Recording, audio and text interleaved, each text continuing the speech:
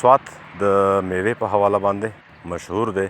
بیا په دغې میوو کې د مڼو نه وروستو شلتالو چې دی د سوات شلتالو خپل یو ځانګړی نوم لري او ذایقه دار هم دی. خو سږنی کال چې دی د سوات په شلتالو باندې ګلی شوې ده او دغه د شلتالانو باغونو والا او زمیندار چې دي هغوی د لوی نقصان سره مخ کړي دي. راغلی یو د شلتالانو باغ ته د شلتالانو شوکه درته هم ښیو او دغه شلتالان کم چې ګلی وهلی دي نو هغه درته هم ښیو.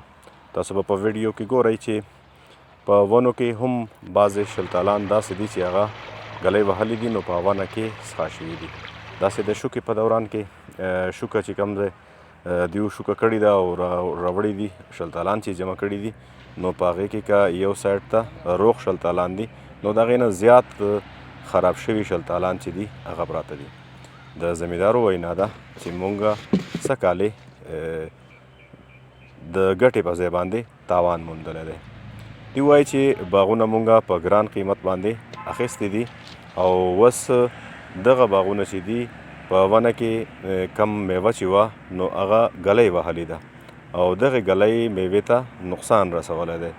نو هغه خراب شلتالان چې دي نیم هغه او هغه روغ چې دي نو زمونږ هغه کمه ګټه چې وه نو هغه په سین لاو شوله. دوی سره اوس فکر دی غم دی ورسره چې کم باغونه مونږ د خلکو نه اخیستي وو هغه باغونه چې دي هغې خلکو ته به د هغې قیمت څنګه رسوو.